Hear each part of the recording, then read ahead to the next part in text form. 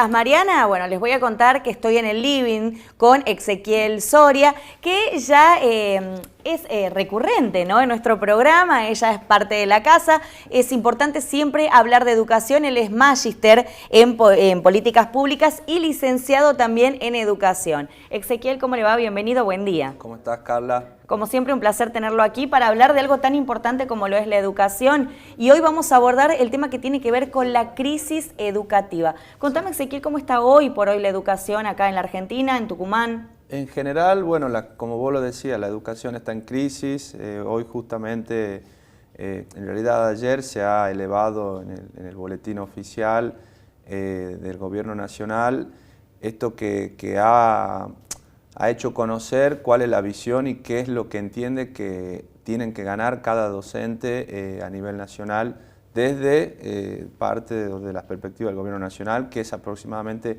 420.000 pesos, es el salario inicial de un docente, que si te pones a analizar o reflexionar, si nos ponemos a pensar en frío, está por debajo de la media de lo que es la canasta básica familiar, ¿no es cierto? Entonces, claramente, digamos, el docente, la educación y el docente, que es una de las partes quizás más importantes, está, digamos, atravesando un momento difícil, como todos los trabajadores, no tan solo del Estado, sino también del privado.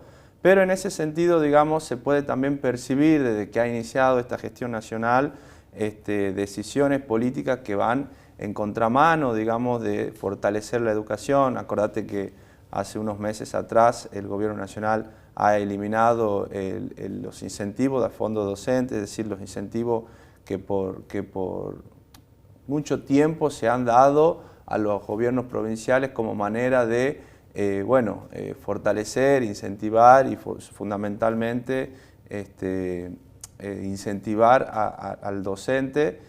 Y en ese sentido es como que se viene dando un suceso de hechos donde el docente se encuentra vulnerable. Hace muy poquito también en la Cámara Baja, en diputados, se ha votado una ley que lleva la ley del ex ministro de Educación de la época de Macri, Alejandro Finocchiaro, donde básicamente los gremios lo que expresan es que se están cercenando los derechos a que el docente pueda ir a la huelga cuando algo no le gusta o cuando algo no comparte o cuando siente que en algún punto sus derechos, digamos, están vulnerados. Entonces, cuando uno analiza esta crisis educativa, que la crisis no es tan solo porque el docente está mal pagado, son muchos factores, por supuesto, también, por ejemplo, los datos que dentro de las pruebas PISA nosotros hemos obtenido.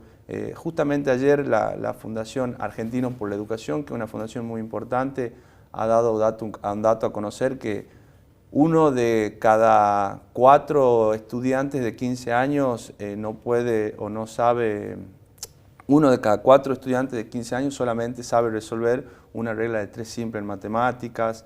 La comprensión de texto también. La comprensión de texto, que lo venimos hablando acá, que uno de cada 2 alumnos de 15 años solamente puede hacer esa comprensión lectora. Bueno, creo que no es digamos, el problema central el hecho del uso de celulares, pero también yo creo que el uso de los celulares, de las pantallas y demás, y más aún en establecimientos educativos, creo que todavía echa más leña al fuego, ¿no? Sí, bueno, eso es un tema muy, muy actual que se está debatiendo en base a un documento que la UNESCO ha sugerido a todos los sistemas educativos, bueno, de que claramente las pantallas de celulares hoy no están siendo una solución.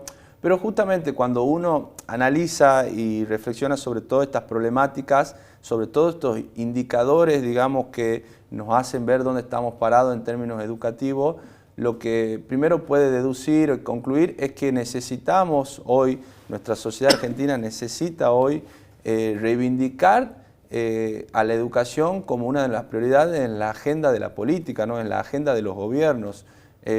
Acordate también que en el Pacto de Mayo firmado acá en Tucumán, a través de mucha presión se involucró a la educación en el 4º punto, pero no era una iniciativa que el gobierno nacional... Claro, tendría que ser prioridad. Claro, entonces, en ese sentido también es entendible lo que está pasando cuando vemos, digamos, que en la agenda de gobierno, no del gobierno provincial, sino del gobierno nacional, que tiene que ver mucho en esto, no está la educación. Y yo soy uno de los que cree y está convencido de que la educación siempre en cualquier sociedad o en las sociedades más avanzadas donde nosotros vemos que han podido progresar en estos últimos años efectivamente mucho más que nosotros, la educación es una parte estratégica. Entonces es necesario reconstruir ese contrato social donde la educación es una prioridad, donde el sistema educativo no tan solo es una herramienta política en las épocas electorales, sino hablar de educación en épocas electorales es bonito. Lo que nosotros debemos hacer es volver a retomar esa agenda, volver a discutir, repensar y fundamentalmente reformar el sistema educativo. Hace poco también pasaba por acá el ex rector de la Universidad Tecnológica y explicaba, digamos, el desfinanciamiento de las universidades, cómo impacta de manera negativa no tan solo en los docentes, que eso significa también las familias de los docentes, sino también en la investigación, las investigaciones. La falta de infraestructura, son muchos, ¿no? Las aristas. La falta de edilicio, bueno, ahora con este nuevo aumento de luz, uno se pone en los zapatos, digamos, de quienes conducen esas universidades y la verdad que es un contexto muy difícil, pero si nosotros no ponemos a la educación y a la salud, porque creo que son siempre dos aristas o dos patas fuertes de una sociedad como prioridad, es muy difícil de verdad que progresemos. Y en la educación los procesos son mucho más lentos que en otras políticas públicas, porque lleva mucho más tiempo ver los resultados. Entonces, bien, en esto que estábamos conversando, Exequiel, ¿no? Mencionaste varios puntos que me parecen de relevancia destacarlos y uno de ellos tiene que ver con lo que gana el docente. Sabemos que en estos días se están realizando reuniones con el gobierno provincial por el tema paritarias y en cuanto a las paritarias docentes, ¿qué me podés decir de esto?